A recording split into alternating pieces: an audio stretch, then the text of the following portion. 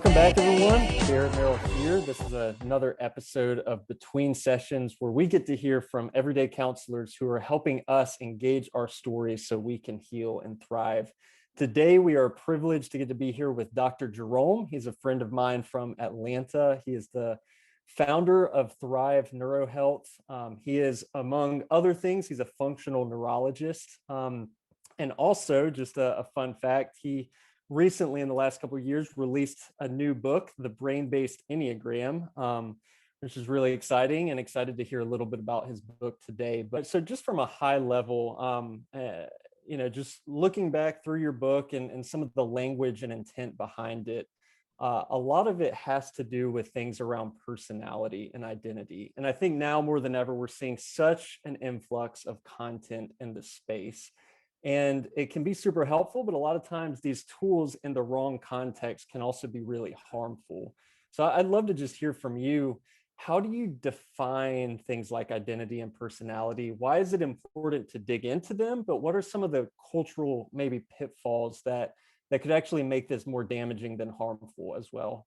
Yeah, it's great questions, man. There's so many different contexts and containers there that I think are important to consider when you're looking at something like a personality inventory or an identity profile kind of piece, because there's so many different versions, right? DISC and Strength Finders and Myers-Briggs and Enneagram. I think the biggest thing that I found, man, and even as a personal lived experience, as a patient working through clinical world, as somebody who became a healthcare provider and runs my own practice, is as human beings, we so commonly land in places where we are inclined to have a tribal kind of mentality or a reductive approach, or we hyper distill something, whether it's nationalism in a particular political party, or it's a particular school that you love, that you went to, that's your alma mater, or it's how we think the world works in terms of our cultural experience. And we tend to kind of bias towards what makes us feel safe. And a lot of the times it tends to be looking through things through a very distilled or a focused lens of our own lived experience. And three examples that I could give you really quickly is I am an African immigrant refugee kid born to Zimbabwean parents, and I'm a white guy named Jerome. Most people would look at me and have a particular expectation of my history. But I have 4 passports. I'm a citizen in 3 countries and a resident in another one. My cultural background is super diverse, but I'm still very much a white person living in the world. But that has changed my experience in terms of what people think of me through what their kind of lens or expectation is. It tends to be reductive, even though there's a lot more to it. My history is complex. I went to 21 providers over almost a decade and spent $100,000 to get a diagnosis that once I had it, no one knew what to do with it. So as a patient, I had plenty of people who would see me in silo based on their specialty and see me in isolation based on my diagnosis or my symptomatology, but they never looked at me as a whole person. Yeah. So as a cultural background, I wasn't seen as a whole person. As a clinical background, I wasn't seen as a whole patient. And then in a clinical setting, most of the people who are coming to see me, I specialize in complex unresolved cases. And most of the people that I'm seeing have a ton of really good information, but nobody's looked at them as a collective puzzle, an entire piece of what it means to be human. They keep looking at isolated individual pieces of the puzzle. So why I mention that is coming back to your question about the identity and personality, is my definition of identity is the sum total of every good and every bad thing that has ever happened to you in your entire life, all of it, right? The positive experiences, the negative experiences, and everything between. Personality is a subset of that am I extroverted? Am I social? But can I be introverted and can I be antisocial intentionally, especially if I need to rest? Yeah. Personality is the version of me that shows up based on the need that arises, but identity is the sum total of everything that makes me a complex human being inside a complex world. And that's really the goal of the work in the brain-based Enneagram, is moving beyond personality and moving beyond being a number and saying, hey, I might have different proficiencies and different efficiencies and different fluencies in certain areas. How does that help me to understand that I am made of more than just one thing? I'm a sum total of all of my parts. Speaking specifically of the Enneagram, right? There's so many tools and resources at this point. What is it about the Enneagram that really caught your attention? And how do you utilize that tool specifically to help in this conversation? It's the very first time that I encountered the idea or the concept of the Enneagram through a new lens. I had no previous encounter, no previous knowledge, no previous bias. Is when they were talking about it, I was like, wow, this feels a lot like the basic structure and function of the human nervous system, the central nervous system, not as an individual type, but as a collective whole working in concert with each other. So what ended up happening when I encountered the Enneagram is I was doing it at the exact same time as learning some pretty specific things around functional neurology and functional neurochemistry. And what that meant was it just sounded like the same thing. So what I ended up doing, and this was about 13 years ago, was started the process of going, if I looked at the Enneagram as a functional framework for brain function, from a central nervous system standpoint, could those two things overlap?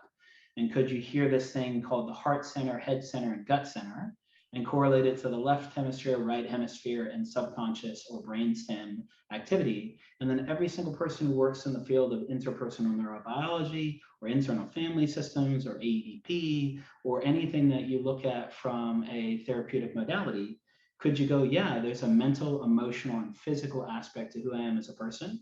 The central nervous system and the Enneagram overlaying each other give you a functional framework for how to see that, but you got to step back and see the whole rather than seeing the individual type. So one thing I started to allude to earlier is this idea that you present within your book about some numbers become more efficient or effectively accessed than other numbers. And a lot of that, even some of your earlier language has to do with your story, where you come from, your early experiences, how you attach to your primary caregivers, if there's trauma affiliated with your story, any core events that are affiliated with it. Of course, there's avenues that we connect with certain numbers on the Enneagram because maybe that really is a strength or that's something you're good at or a tendency you just enjoy more.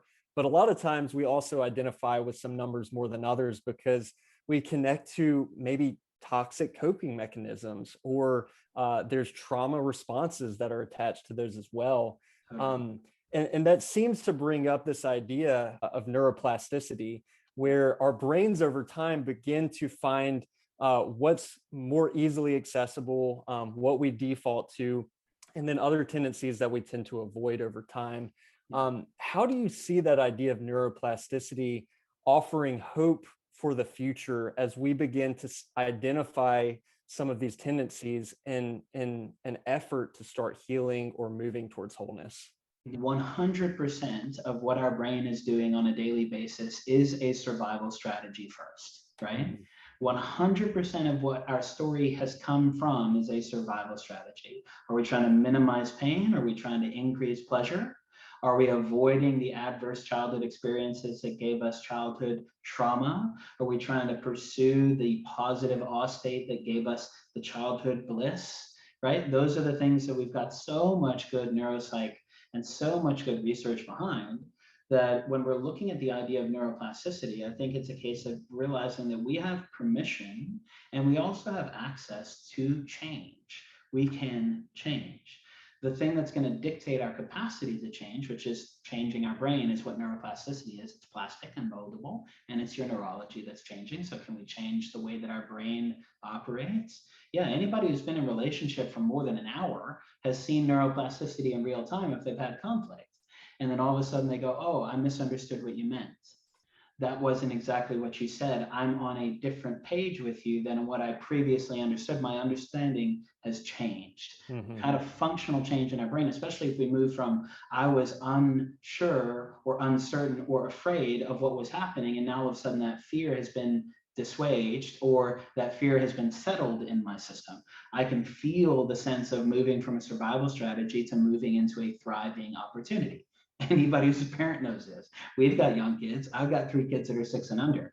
I know exactly what it feels like to be in a situation with my 4-year-old daughter where I'm like, the bottom's about to fall out and I'm not sure exactly how this is going to go. And then, man, she flips the switch, she levels out, and I go, I'm not so afraid of what's about to happen, and neither is she. And then, boom, we land in a place where we feel safer with each other. This idea of moving from a survival strategy to some measure of increased safety is that opportunity to move towards thriving. That is neuroplasticity. Mm-hmm. Yeah. Neuroplasticity is what does it look like for us to be able to modify that. And the reason I say that in relation to the Enneagram and these other pieces is there's a huge opportunity for us moving forward in the clinical field, in the personal field, and the personality type inventory field to go, man, I am a sum total of the adverse childhood experiences that I've had. Those are negative limbic attachments.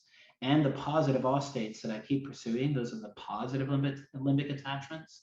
And my brain, unless I get into the driver's seat and move into intentional decision making, is going to be very efficient at doing whatever keeps me alive, either pursuing what's life-giving or avoiding what's life-threatening. But at the end of the day, if you look at the Enneagram collectively and you look at the human experience collectively, you can say it this way. It's all about fluency, and it's all about the languages that we speak. When I moved to the States, my dad spoke 13 languages. I spoke 3. My dad passed away when I was in high school. He had spoke those languages long enough he could still remember them. But when I moved to the States, I lost Afrikaans and French because of utilization. I didn't use it as much, but my world dictated that I learned those languages until I no longer needed them. But if I want to learn Spanish right now, I can do that. It just depends on how much effort I put in to learn that. So when we look at the Enneagram, or we look at brain function, or we look at neuroplasticity, all of the languages are available to us. It's just whether or not our history has dictated that we have to speak it, whether we wanted to or not, and whether we choose to continue speaking it or pursuing a new language based on what our needs, goals, and pursuits are. Yeah. Well, Dr. Jerome, thank you so much. It's been a privilege again to hear from you. And again, this has been another episode of Between Sessions. Thank you.